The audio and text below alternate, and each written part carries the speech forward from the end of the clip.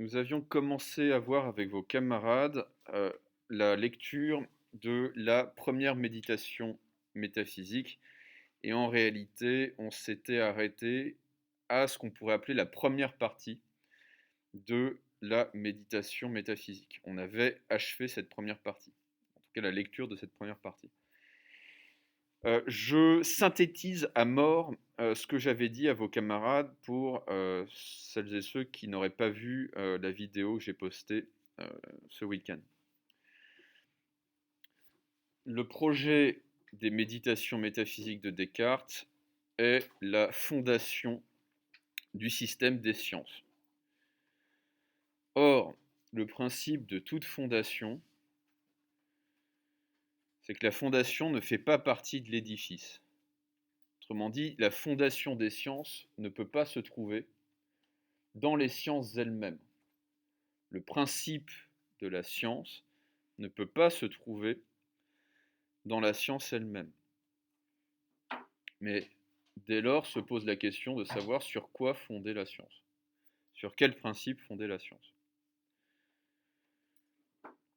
Et en fait, c'est une question qui va prendre forme chez Descartes entre les années 1630 et les années 1640.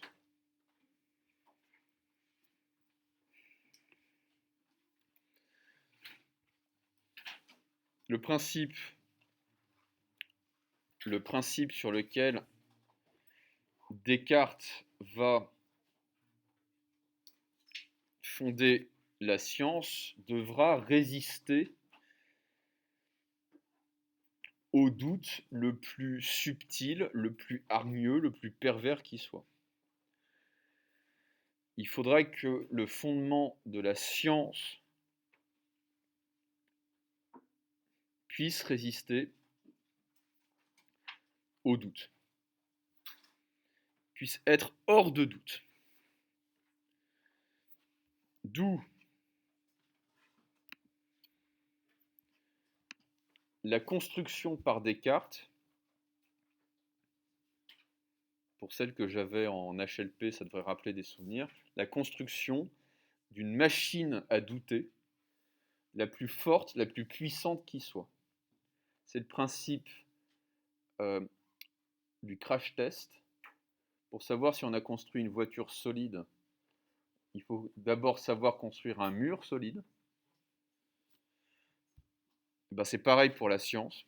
Pour savoir si on a fondé la science sur un principe absolument certain, il va falloir se doter d'une machine à broyer nos certitudes. Cette machine, Descartes,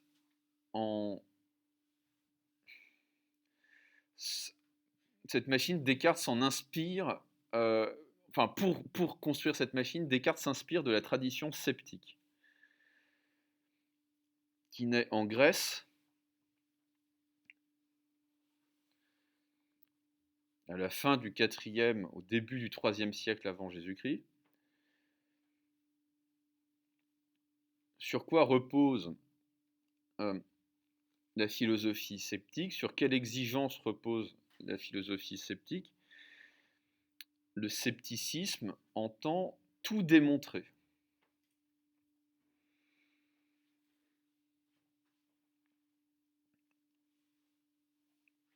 Or, vous qui faites des mathématiques, dans une démonstration, il y a des éléments qui ne sont pas démontrables. On appelle ça des axiomes. Les axiomes permettent la démonstration, mais ne sont pas eux-mêmes démontrables, tellement ils sont simples et évidents.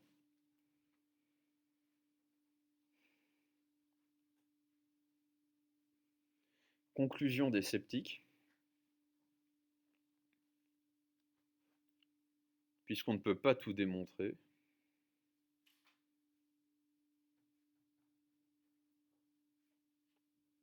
rien n'est véritablement démontrable, donc rien n'est véritablement certain.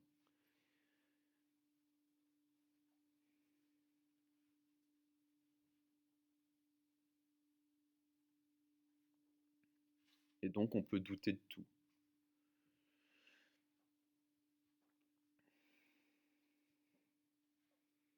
Donc je vais très vite sur ce qu'on a vu avec vos camarades.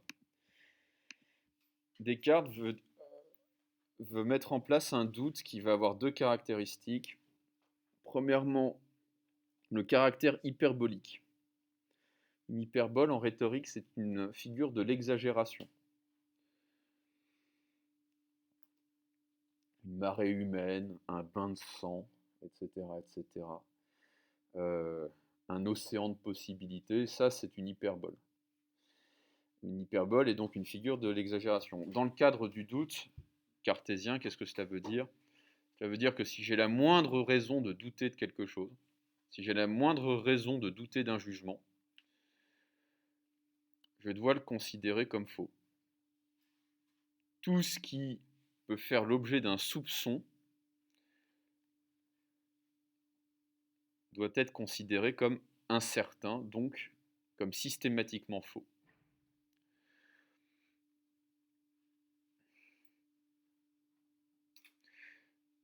Le deuxième caractère du doute cartésien, c'est la systématicité, c'est-à-dire que pour Descartes, il va s'agir de douter de toutes mes connaissances, de toutes mes certitudes.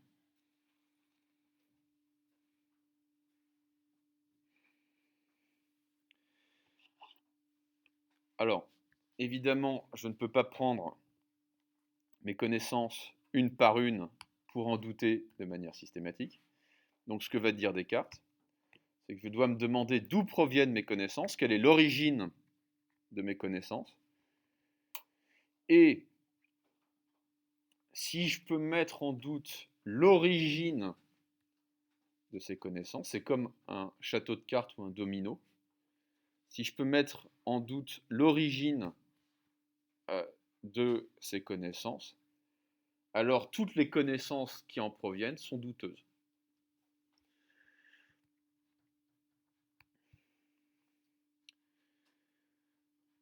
Descartes va dire la chose suivante: de toutes les connaissances que j'ai, les plus solides semblent venir des sens, des sensations.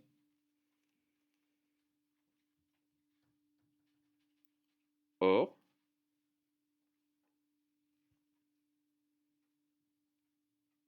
parfois mes sens me trompent,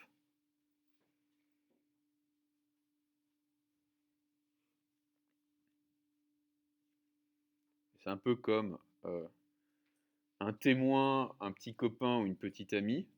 S'ils me trompent une fois, s'ils m'ont trompé une fois, ils peuvent me tromper toujours. Donc toutes les connaissances qui viennent des sens, ça dégage. Je dois récuser en doute, je dois révoquer en doute toutes les connaissances qui proviennent des sens, parce qu'il peut m'arriver d'être trompé par mes sens, d'être trompé par mes sensations. Ça, c'est un vieil argument sceptique.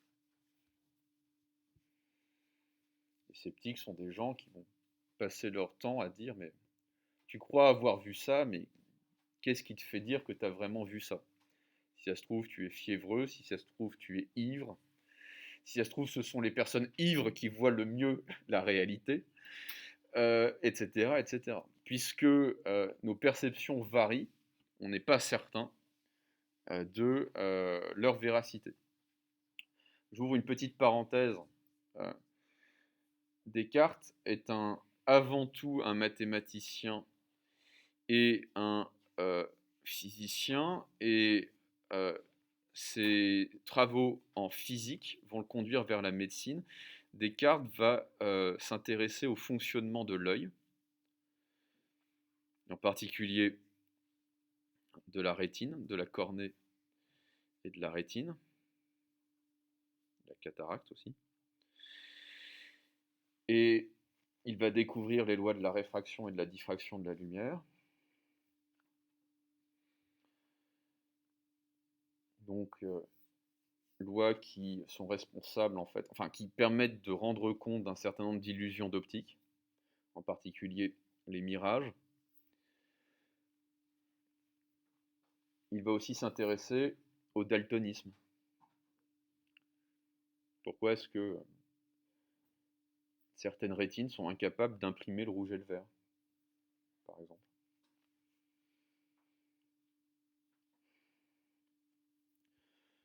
Et que nous dit Descartes? Au fond, je reviendrai là-dessus. Descartes nous dit notre, notre sensation produit en nous un jugement, à savoir que les choses sont colorées d'une certaine manière, que mon blouson est bleu et blanc. Mais la science nous apprend, ça va être aussi une intuition que va développer Newton, la science nous apprend que les objets sont réellement sans couleur, que la couleur est une relation entre l'objet et la rétine par l'intermédiaire de la lumière. Descartes ne formule pas ça ainsi, mais en fait, qu'est-ce que c'est que la couleur? La couleur, c'est une certaine fréquence de la lumière qui va être captée par la rétine, parce qu'elle sera réfléchie par un objet. Pourquoi mon blouson est bleu? Parce que toutes les couleurs, toutes les fréquences de la lumière sont absorbées par mon blouson, sauf celles que vous voyez, sauf celles que vous percevez. À cause, je crois, mais ça fait longtemps que je n'ai pas fait de physique, de la structure électronique de la surface de mon blouson.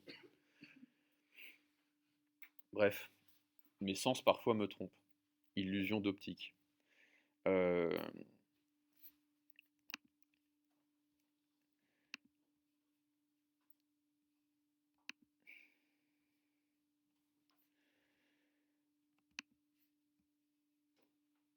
Or, dit Descartes, et je vais très vite là encore, peut-être que mes sens peuvent me tromper pour la perception d'objets très lointains et très peu sensibles,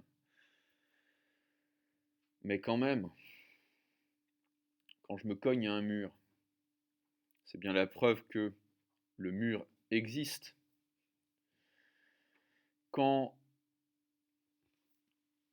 je bouge mes membres, quand je plie ma main volontairement, c'est bien la preuve que mon corps existe. Et donc, les sens peuvent peut-être me tromper sur un certain nombre de points. Ils ne peuvent pas me tromper, dit Descartes, sur ces sensations qui sont non seulement très proches de nous, mais qui nous sont intimes en fait. Les sensations corporelles, les sensations de la chair. Je reviendrai sur ce point chez un auteur qui s'appelle Mendebiran, sur la sensation du corps propre, de son propre corps. La différence entre sensation et perception. Et Descartes dit, le problème, c'est que premièrement, il y a des situations où on peut être éveillé et avoir des sensations qui ne correspondent clairement pas à l'état réel de notre corps. Descartes prend l'exemple du fou. Le fou peut être quelqu'un qui croit qu'il est habillé comme un roi alors qu'il est en guenilles. Bref, le fou, c'est quelqu'un qui est susceptible d'avoir des hallucinations sur son propre corps. Il croit qu'il peut voler alors qu'il n'a pas d'aile, etc., etc. Mais on peut faire varier cet exemple de Descartes en disant que on peut être, par certains procédés, soumis à des hallucinations de la perception, notamment dans des cas d'anesthésie locale. On va voir, c'est un ami à qui c'était arrivé, il s'était cassé le bras, on l'avait opéré avec une anesthésie locale, il avait la sensation d'avoir le bras plié comme ça, vraiment, c'est-à-dire qu'il sentait son bras de cette manière-là, et il le voyait comme ça. Et donc là, il y a un décalage entre la perception, on va dire, tactile de son propre corps, et la perception visuelle de son propre corps. C'est quelque chose de très déroutant. Et en fait, en y réfléchissant, je me rends compte que c'est pas si déroutant que ça, parce que il nous est déjà à tous, hein, parfois même en cours, hein, Roméo, il nous est parfois même arrivé de nous endormir dans une position inconfortable et d'avoir ensuite des fourmis. Généralement, c'est dans les extrémités, les mains, les jambes, etc. Qu'est-ce que c'est que cette sensation-là? Euh, Parfois, quand c'est extrême, si vous voulez, on a l'impression de ne plus avoir de sensation dans nos extrémités. C'est-à-dire que euh, on touche un objet extérieur et en fait, on ne le perçoit pas. Donc, bien souvent, en fait, euh, pour des perceptions qui sont de l'ordre, qui relèvent en fait de l'ordre du charnel, de l'ordre non seulement de notre corps visuellement, mais tactilement, nos sens peuvent nous tromper. Ouais, ouais, c'est absolument ça. Et en plus, Descartes a été, on va dire, chirurgien pour, il me semble, le compte d'une armée allemande, je ne sais plus si c'était la Prusse ou la Bavière, et il a bien dû se rendre compte que... Alors, il y a je crois que c'est dans De l'Homme, où il parle du fait qu'il y a un épisode de Sherlock qui parle de ça, qu'on est cintré dans une armure et qu'on reçoit une balle, on ne se rend pas compte parfois de l'impact et de la douleur. Et le gros problème à ce moment-là, c'est que dès qu'on enlève l'armure, il y a un tel épanchement de sang que le patient meurt immédiatement. Et ça, c'est bien la preuve, dit Descartes, que il faut se méfier des informations des sens, parce que quand on est sanglé dans une armure, en fait, on est moins sensible à la douleur et à la sensation du sang qui s'écoule, et c'est mortel. Alors, Descartes dit, mais quand bien même on récuserait toutes ces expériences limites, il y a une expérience qui est absolument pas limite, c'est-à-dire que tout un chacun peut faire, c'est l'expérience du rêve. Dans le rêve, on est confronté euh, au spectacle de choses qui n'existent pas réellement, ce que les Grecs appelaient les fantasmes, et surtout, dit Descartes, et c'est ça le plus important, euh, dans le rêve, j'ai parfois la perception d'un corps propre qui n'est pas mon corps. Je peux me rêver dans un autre corps que le mien, si vous voulez.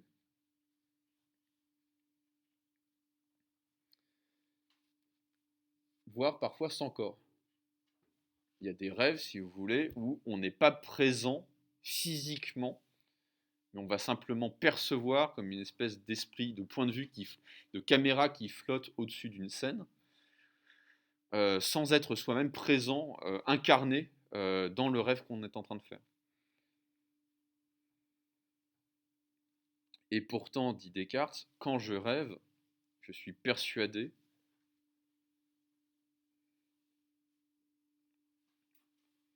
de la véracité de ces perceptions.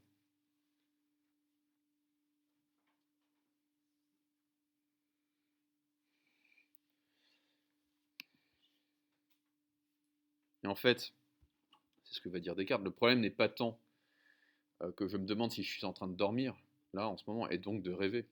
Le problème, c'est que quand je rêve, je ne sais pas que je rêve. En tout cas, je le sais rarement.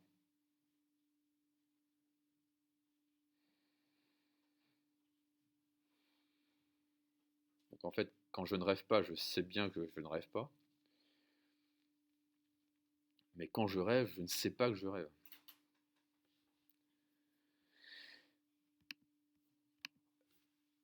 L'argument du rêve, c'est l'argument le plus costaud, le plus solide que les sceptiques aient jamais construit. Et donc Descartes, jusque-là, n'invente rien. Descartes ne fait que reprendre des arguments déjà utilisés par les sceptiques.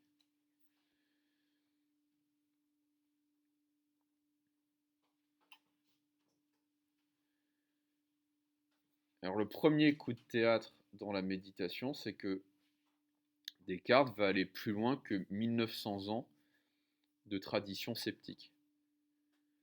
Il va inventer un nouvel argument.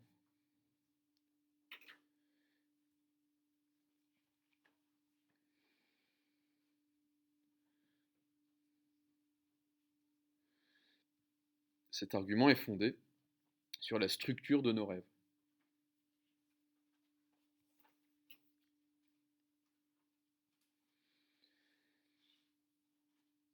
Que sont nos rêves? Que sont le rêve? Que sont les rêves, dit Descartes? Les rêves sont des représentations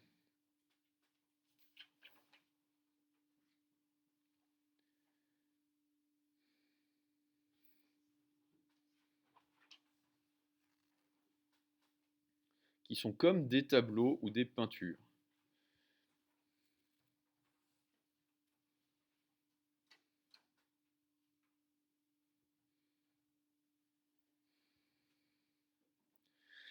Il va prendre l'exemple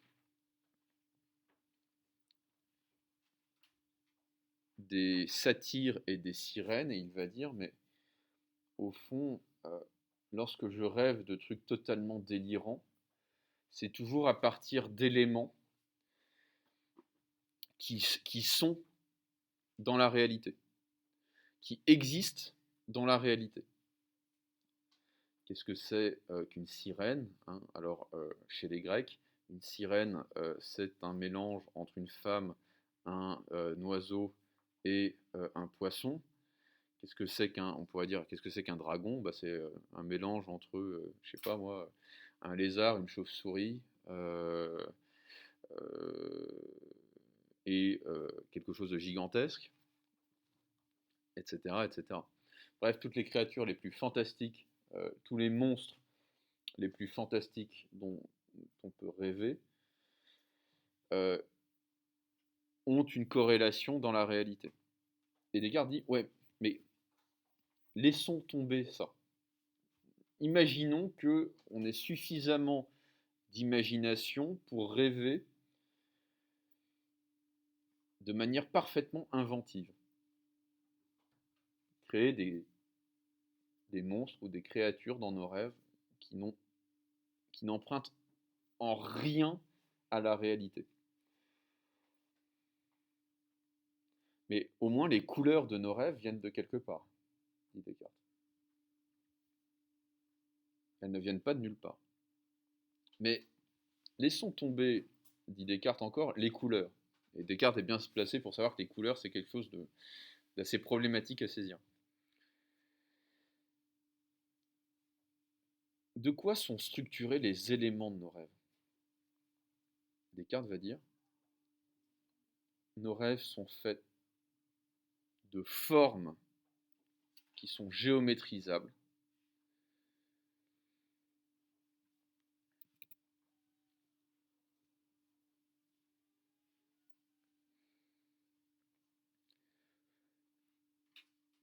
et quantifiables.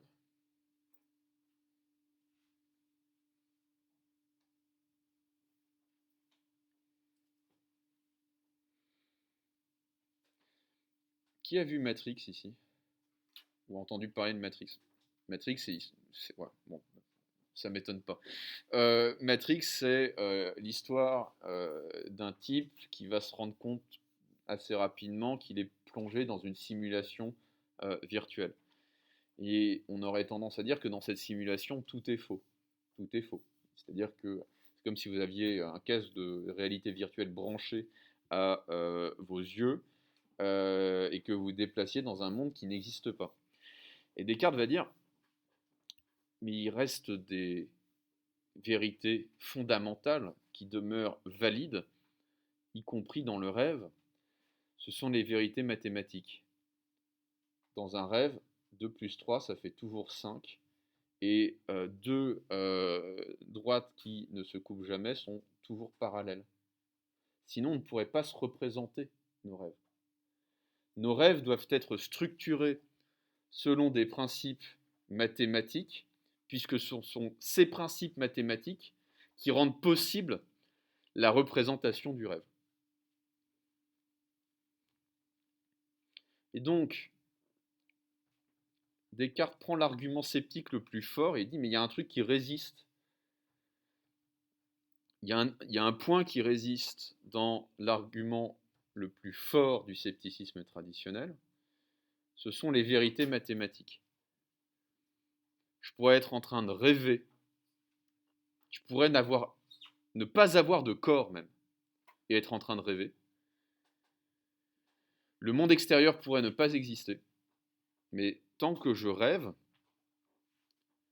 ce qui reste vrai, c'est que 2 plus 3 font 5, et que la somme des angles d'un triangle est égale à 2 angles droits.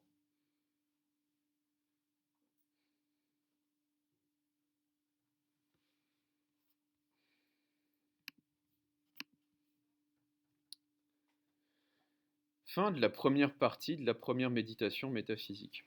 Et on va attaquer la deuxième partie. Donc c'est ce qu'on avait fait avec vos camarades. Mais je pense que cette reprise n'était pas totalement inutile. Deuxième partie, c'est ça qui est génial, c'est que Descartes a inventé un argument qui n'a pas existé pendant 1900 ans, et Descartes va, 3 lignes après, détruire l'argument qu'il a inventé. C'est costaud si vous voulez, hein, parce que généralement un philosophe, il a une idée, enfin ce qui fait un philosophe, c'est qu'il a une intuition nouvelle dans sa carrière et qu'il va développer. Descartes, non seulement il en a deux, mais la deuxième va servir à bousiller la première. Alors,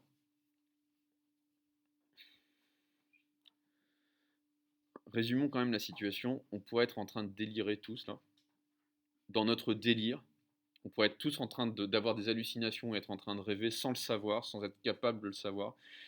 Dans notre délire ou dans notre hallucination, les vérités mathématiques, à savoir géométrie et arithmétique, demeureraient absolument hors de doute, absolument certaines. C'est quand même costaud, c'est-à-dire que le monde extérieur pourrait ne pas exister, je pourrais ne pas avoir de corps, les vérités mathématiques resteraient vraies. Resteraient certaines, pardon. Et Descartes va dire, est-ce que j'ai suffisamment douté là? Non. C'est au niveau de la page 241 sur Wikisource que nous reprenons le texte. Vous me dites quand vous y êtes, toutefois, il y a longtemps que j'ai dans mon esprit une certaine opinion.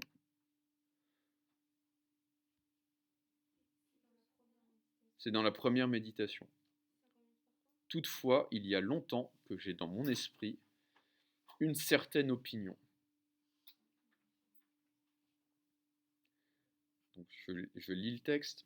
Toutefois, il y a longtemps que j'ai dans mon esprit une certaine opinion qu'il y a un Dieu qui peut tout, et par qui j'ai été fait et créé tel que je suis. Or, que sais-je qu'il n'a point fait qu'il n'y ait aucune terre, aucun ciel, aucun corps étendu, aucune figure, aucune grandeur, aucun lieu, et que néanmoins j'ai les sentiments de toutes ces choses, et que tout cela ne me semble point exister autrement que je le vois. Et même, comme je juge quelquefois que les autres se trompent dans les choses qu'ils pensent le mieux savoir, que sais-je s'il n'a point fait que je me trompe aussi toutes les fois que je fais l'addition de 2 et de 3, ou que je nombre les côtés d'un carré, ou que je juge de quelque chose encore plus facile, si l'on se peut imaginer rien de plus facile que cela. Alors, je m'arrête là. Que nous dit Descartes? Je rappelle euh, une des propriétés du doute, à savoir la systématicité. Il s'agit de douter de tout. Et le caractère hyperbolique, il s'agit de douter de tout, y compris pour une raison qui peut sembler légère, un motif qui peut sembler euh, irrationnel ou délirant. On a examiné une des premières sources de mes connaissances, à savoir les sens, les sensations. Et Descartes va dire, il y a quand même une deuxième source, sinon une seconde source de mes connaissances, à savoir l'instruction par l'opinion. Et Descartes dit, en tant que petit catholique, on m'a appris le credo des chrétiens, à savoir, je crois en Dieu. Je crois en un Dieu tout-puissant.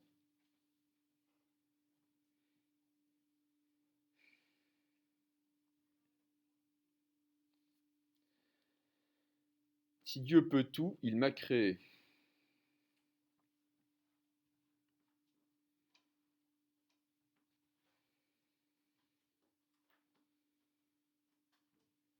S'il m'a créé,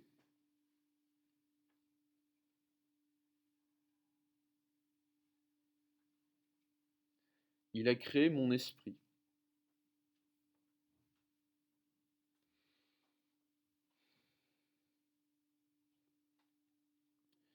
Et par conséquent, il a pu créer mon esprit de telle sorte,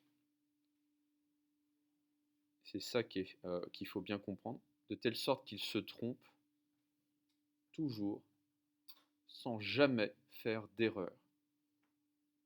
Il a pu créer mon esprit de telle sorte qu'il se trompe toujours, c'est-à-dire qu'il pense quelque chose de faux de manière systématique, sans jamais faire d'erreur. Alors, il faut donc distinguer entre penser quelque chose de faux, et faire une erreur. Parce que pour Descartes, ça ne signifie pas la même chose. Qu'est-ce que c'est que l'erreur? L'erreur, pour Descartes, c'est une faute de jugement ou de raisonnement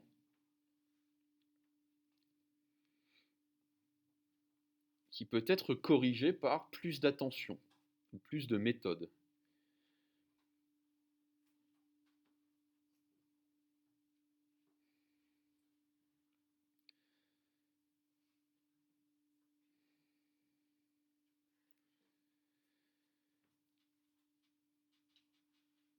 Mais je peux me tromper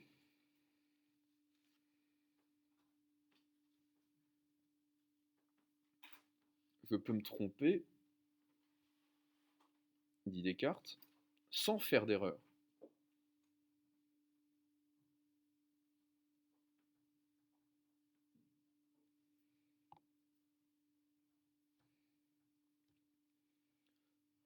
Typiquement, c'est ce que faisaient les anciens. C'est ce que faisaient les anciens lorsqu'ils pensaient, lorsqu'ils affirmaient que le Soleil tournait autour de la Terre.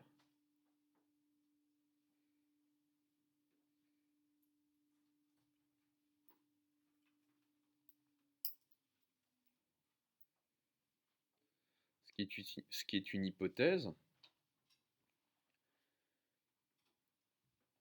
qui est parfaitement valide tant qu'on n'a pas les moyens d'observation